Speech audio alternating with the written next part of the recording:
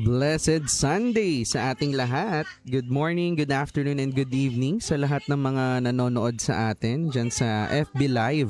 Ayan. So, we're live every Sunday. We do this, of course, to honor God and, of course, to share the Word. And everyone is welcome here. Sobrang nakaka-bless kasi kung ikaw ay nandito, napadaan ka lang, nakita mo to sa feed mo, nasa algorithm na si Lord, di ba? Nakita mo sa story, or baka better yet, may nag-share sa'yo. May nag-mention sa'yo dyan sa comment section, praise God, or baka may nag-send sa'yo ng link na to. You're very much welcome here. No specific religion, just pure relationship with God. And tonight, pag-uusapan natin ng isang bagay na madalas maliit lang tingnan ng mundo, especially sa panahon na ginagalawan natin at nangyayaring krisis sa bansa natin. No? Maybe yung iba, maybe nakadisguise to sa sinasabi natin, diskarte lang yan. Diba? O kaya naman, konting daya lang naman eh. Or, wala namang nasasaktan, minsan lang naman eh. Diba? But what the world calls diskarte, God may call dishonesty. At sa panahon natin ngayon, madaling maging honest kapag may nakakakita. Pero, paano kapag wala na? Because integrity is not what you do in public. Integrity is who you are in private. Lalo na pag walang nakakakita. Sino ka ba? No? But before we dive into God's Word, diba, we always do this, our grateful Genesis or grateful beginning. No? Lagi natin sinisimulan to ng mga bagay na ipinagpapasalamat natin. Because despite ng mga pagkakamali natin, grabe yung grace ni Lord para sa atin, no? So, dapat talaga natin siyang pasalamatan. Dapat ito talaga yung practice natin everyday, no? So, kung nakikinig ka ngayon, kindly comment down there your top 3 na ipinagpapasalamat this week, no? So, sisimulan ko na. I thank God for purpose. Praise God for our event yesterday, no? Praise God for the community. Thank God for technology at nagsasama-sama tayo ngayon, no? Nakakapag-live tayo, nakakapag-zoom tayo, 'di ba? And nare-replay pa ng mga taong manonood pa lang nito, lalo na yung mga ibang time zone, 'di ba? And I thank God for family, 'di ba? I thank God for the health ng bawat isa sa atin, 'di ba? Good health kasi wala nagkakasakit. Pero I thank God also for challenges. 'Di ba? Kasi natututo tayo, especially ako. And I thank God for this season na talagang grabe yung itinuturo at gustong i-remind sa atin ni Lord, no? And I thank God as well sa mga accountabilities at sa mga taong talagang nagpapaalala, nagre-rebuke and nagre-remind din, 'di ba? So sobrang nakaka-bless. I thank God as well for the service kanina. No, sobrang ganda ng message about diligence as well. Parang yung topic natin last week. No? So, sobrang dami kong ipinagpapasalamat. No? Baka bukas pa tayo matapos. Ayan. Kaya again, no, kung ikaw ay may mga bagay na ipinagpapasalamat, no, comment mo dyan. Top 3 na ipinagpapasalamat mo for this week. Ayan. We'd love to read that.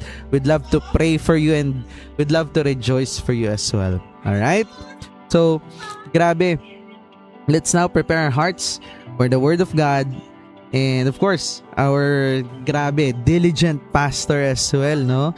At napakasipag, talagang hindi niya minimiss out ito, no? Despite na sobrang dami niya ng ministry and sobrang busy all the way from Bacolod. Let's welcome Pastor Ralph Dulman.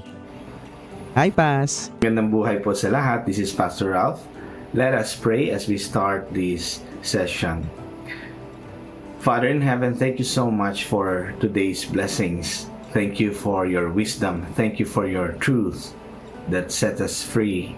Thank you for your scriptures that become our guide in this dark world. Panginoon, let the word, let the truth dwell in our hearts richly, Panginoon, through the Holy Spirit. Give us wisdom.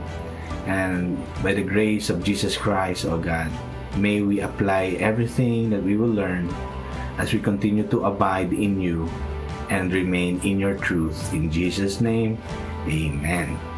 So, as we continue on with our sermons found in Proverbs, last Sunday I talked about diligence. Okay? Diligence is not only about being hardworking or being busy. In a deeper sense, it's about diligence to God's assigned task. Because we can be busy all our lives and still miss out the will of God. No? So, wag lang tayo magbisi-bisihan. Let's pray, God, reveal to me your will so that maging diligent tayo sa kalooban ng Diyos within the will of God. Today, I will be talking about dishonesty. And the verse is found in Proverbs 11 verse 1. It says, "A false balance is an abomination to the Lord, but a just weight is His delight." So, this verse is actually hanggang ngayon relevant ang issue ng false balance. Kasi nung unang panahon, talagang talamak ang hindi honest na trade. No? Alam niyo yung timbangan noon, no? Gamit na gamit yan sa lahat ng aspeto ng buhay nila, lalo na sa trade, no? Sa pagtimbang ng mga produkto, sa pagtimbang ng gold, silver, sa pagtimbang ng lahat ng kanilang mga trading noon. So, mahalaga ang weighing balance, no? Yung weighing scale pala. Pero marami palang gumagawa ng mga dishonest na pag-nenegosyo noong unang panahon pa. So today, ang ating bansa nagsasuffer sa corruption. At ang number one root nun is, siyempre, greedy yung tao. At dahil greedy siya, nagiging dishonest siya. So we'll focus on dishonesty. And sa Bible, sabi nga ng sources, marami talagang na-excavate, no, mga archaeological findings na meron talagang mga weighing scale noon at meron talagang daya, no? So, nung tiningnan nila yung mga nahukay nila, mga old na mga ancient pa na mga weighing scale or balance, talagang merong daya. Kasi parang siguro yung isang parte, yung isang side ng balance, talagang inaano yung metal para makalamang sila ng tao. So, meron talagang proof na ang Bible na pinag-uusapan natin ngayon ay talagang nangyari ito, nangyayari noon, at nangyayari pa rin actually ngayon. So, ano ba itong false balance? Sabi dito sa verse, it is an abomination to the Lord. Pag sinabing abomination, kasuklam-suklam sa mata ng Diyos. At talagang ayaw ng Diyos ng false practices. So what can we learn? Number one, God hates dishonest practices. Sa kahit anong area ng life, business, sa family, sa marriage, sa church, sa community, sa kahit anong career mo, God hates. Okay, God hates dishonest practices. At hindi ka mabibless ni Lord. Yes, you can makakalamang ka, makakakuha ka ng mga maraming pera. Ang iba nga, di ba, ang news natin, nawala yung hindi na natin alam saan napunta yung flood control funds. Pero alam natin na naibulsa. Hindi lang natin alam sino talaga ang nagbulsa, no? Kasi we have a process to know that. May investigation dapat, may trial dapat. So again, mula noon hanggang ngayon, dishonesty is a big thing and God hates that. Number two, sinabi dito, but a just weight is His delight. God's delight daw ang tamang ninegosyo, no? Masaya, nagagalak ang Diyos sa mga honest na businessmen. At di lang to businessmen, sa lahat ng area ng life. So what can we learn? Number two, God is honored with integrity and fairness in all areas of life. Yun, ha? Again, in all areas of life. Kanina, God hates dishonest practices in all areas of life. Number 2, God is honored with integrity and fairness in all areas of life. Now, ano ba talaga ang mangyayari kung tayo ay dishonest na mga tao? And this is the third one. Relationship suffers when there is deceit and unfair practices. Nasisira ang mga relasyon dahil sa dishonesty na yan. No, hindi lang sa business, sa lahat ng bagay. Kuwari, may isang lupain, hindi naging honest yung mga magkakapatid, no? Sa mana na lupain, no? Pwedeng inagawan nila yung kanilang kapatid or hindi pantay ang pagkahati ng lupain na minana nila sa kanilang parents or sa kanilang mga lolo. Again, nasisira ang relationship. So, as we go on to the final thoughts of this verse, unfair practices or false balance sa Bible, yung word, yung pagka-describe. Unfair practices in all areas of life will have consequences. Ano yon? In business, unfair practices or false balance will break a trust. In marriage, dishonesty will harm couples and even destroy homes. In the church, dishonesty will bring curse and division. And God will not even listen to the prayers of the wicked. Sinabi yan sa mga verses dito. If you read the verses in Proverbs, the Lord will only listen to the righteous, not the wicked. He will only listen to their cries, to their prayers, to the righteous. Ano pa? In the society, when there is false balance or unfair practices, no, if there is deceit, our society will suffer as well because deceit will harm the economy and will cause even division and later destabilization. Yun yung mga kaya ang tao nag-aaklas. But as Christians, we don't recommend that. No? We pray for the kings. We stand our ground. Iko-correct natin ang corruption. Iko-call out natin ang false practices, dishonesty and greed. Pero again, hindi tayo dapat nag-promote ng destabilization. Hindi po yun Christian or biblical viewpoint. Ang biblical viewpoint is honor the king pa rin. Pray for the leaders. But we will not compromise. We will not agree with their corruption and dishonesty. So, as we go on sa iba pang mga cross-references ng Proverbs 11 verse 1, meron dito babasahin sa verses 6 to 8. Proverbs 11:6 to 8, the righteousness of the upright delivers them, but the treacherous are taken captive by their lust. Dahil sa sobrang lustful nila sa money, sa power, sa kung ano-ano, nagiging captive sila. Pero ang righteousness ng upright, ng matuwid, ay sila ay naipagtatanggol. No? Sila po ay nasisave sa kung ano-anong mga troubles. Verse 7, when the wicked dies, his hope will perish, and the expectation of wealth perishes too. Yun yung mangyayari sa wicked. Sa verse 8, the righteous is delivered from trouble, and the wicked walks into it instead. Pag ikaw ay matuwid sa mata ng Diyos, ang katuwiran ng Diyos, ang righteousness of God is nasa iyo, sinasabuhay mo, ikaw po ay mapapalayo sa trouble. Pero yung wicked pala, siya mismo ang pupunta sa trouble. So yun yung mga consequences pag hindi tayo honest. So ang takeaway dito is this: honesty is tested when no one is looking.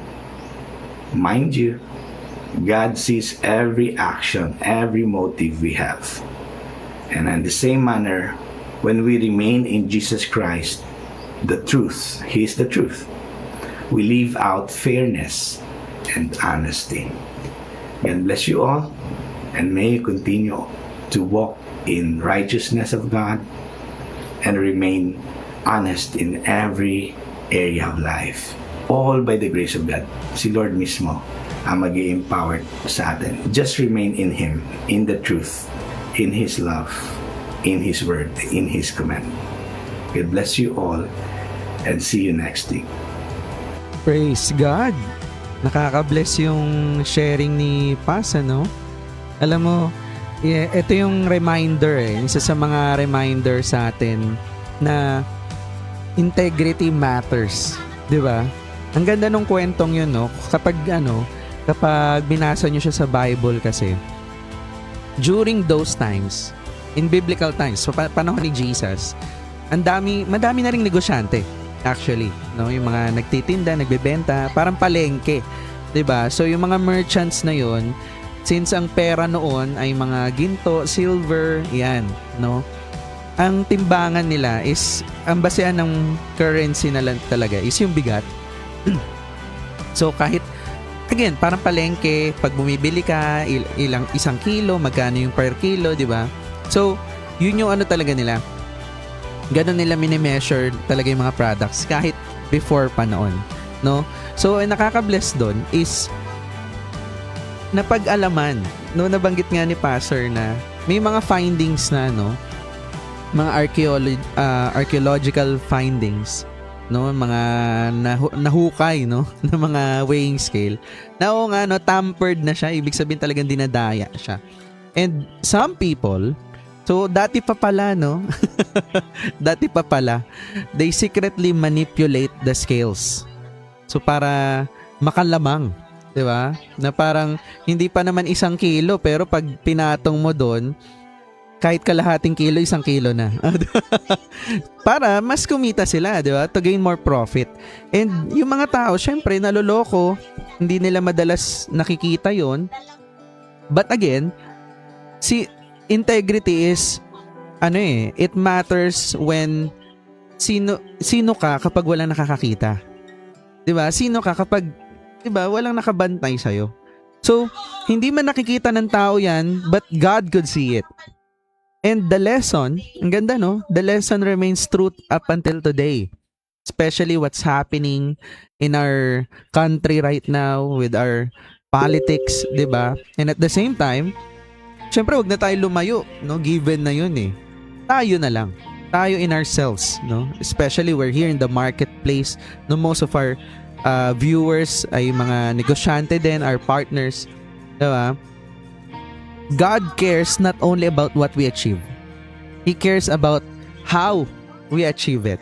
Ang ganda, no? Dun sa troop number 1, nag-notes ako eh. Diba? Grabe, no? Grabe yung translation nun sa Tagalog, diba? Sabi kanina ni Pastor, a false balance is an abomination, no? Kasuklam-suklam sa mata ng Diyos. Diba? So, yung dishonesty, hindi siya small issue kay God. Because it is a heart issue. Sometimes, ang mga tao kasi gina-justify na lang nila yung dishonesty. Ganito naman lahat eh. Wala namang makakaalam. Di ba? Alam mo yun, lalo na kapag nagpa-process ka ng mga government documents, di ba? Kailangan may lagay. Di ba mga ganun? Para sa pamilya ko naman to eh. Yan yung mga rason. But again, ang mali ay mali. Kahit parang normal na siya, mali pa din. 'Di ba? And ganoon din sa business. Because ang tiwala, it takes years to build.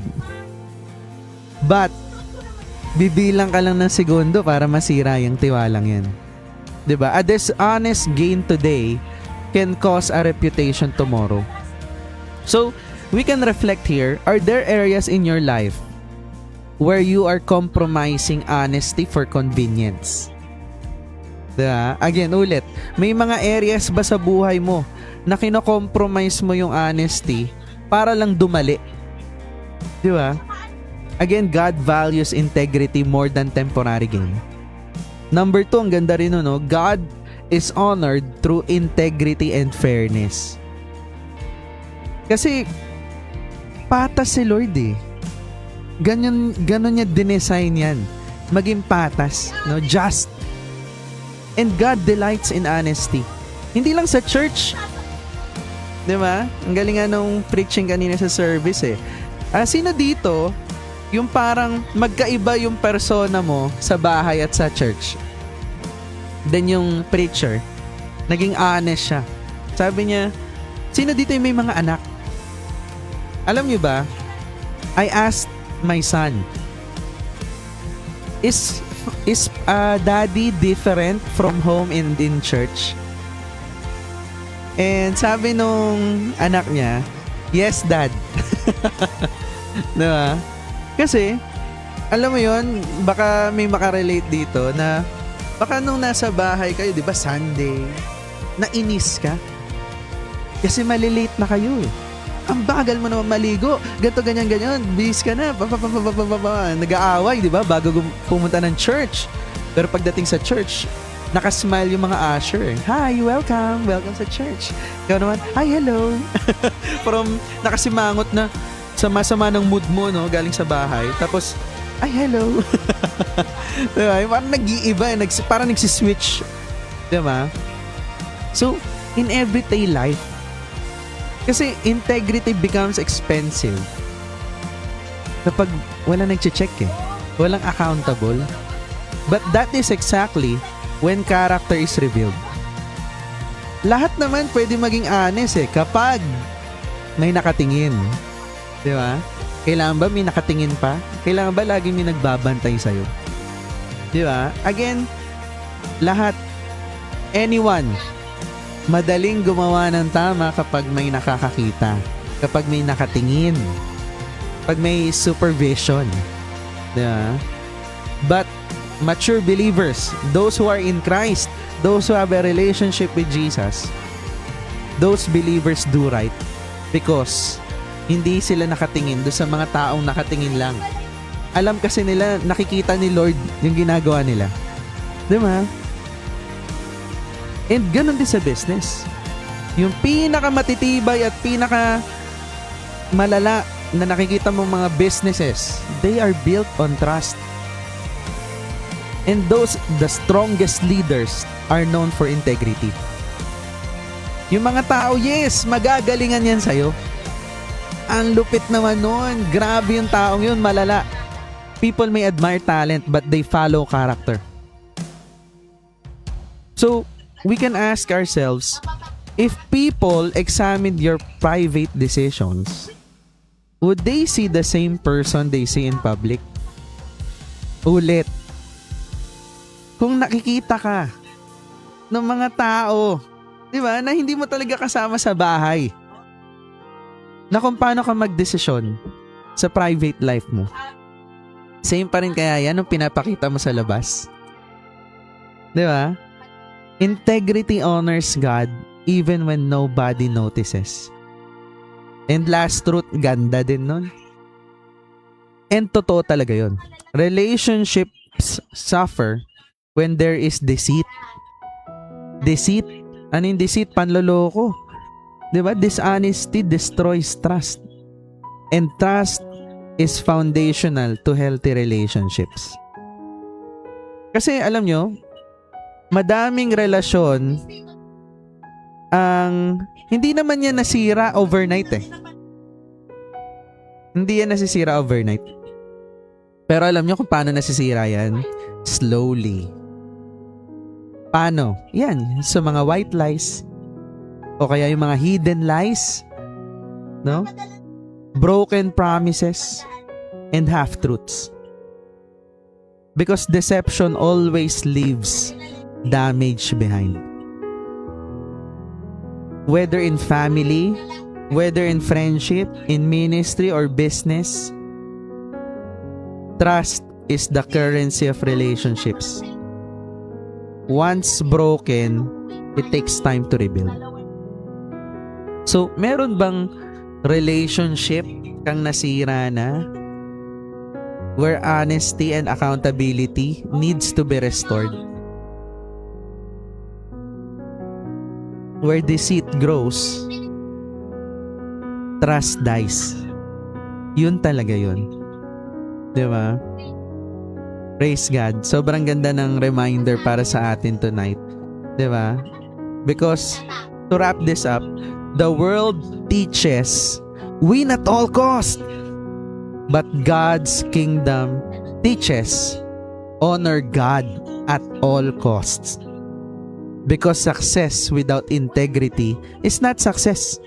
At the end of the day, God is not only interested in your results. Mas interesado siya sa character mo.